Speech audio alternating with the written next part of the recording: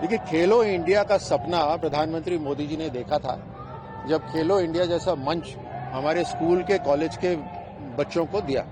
एक अंतर्राष्ट्रीय लेवल का खेल का आयोजन और उसके अंदर वो अपनी प्रतिभा दिखाएं, ऐसा उनको अवसर मिले।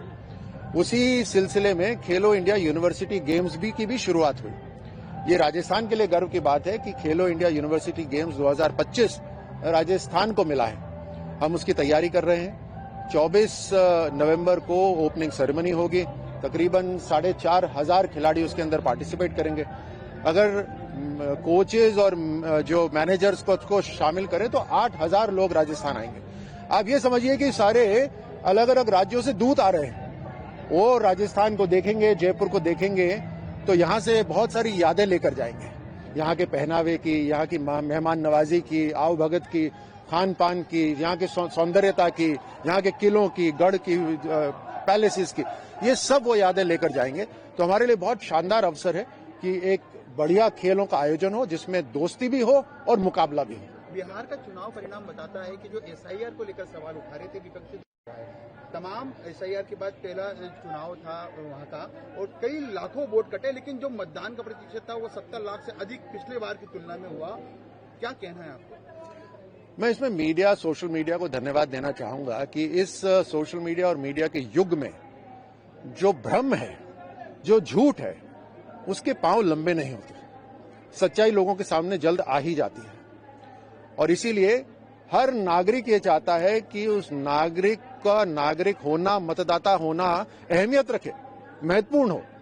वो घट जाता है जब मिलावट हो जाती है, जब झूठे वोटर आ जाते हैं, फर्जी वोटर आ जाते हैं, बाहर से घुसपैठी आ जाते हैं, या एक एक के 10-10 वोट हो जाते हैं। ये गलत है, किसी भी पार्टी को पड़े, ये गलत है।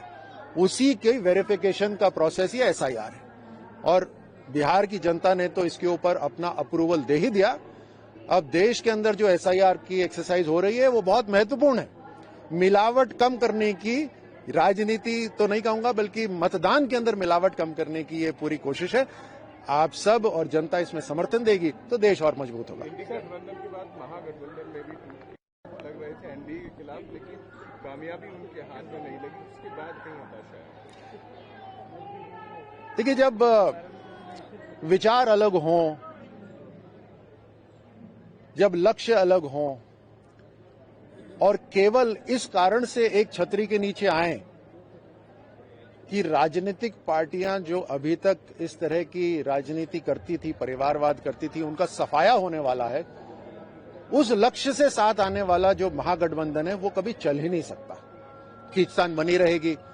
बड़ी मुश्किल से एक सीएम उन्होंने घोषित करा, वो भी प्रेशर में आकर घोषित करा। सीटों में आपस में लड़ाई हो रही थी, एक पार्टी का लड़ रहा था तो उसी गठबंधन का दूसरा भी चुपचाप से लड़ रहा था। तो इस तरह की बातें हमेशा से रहेंगी।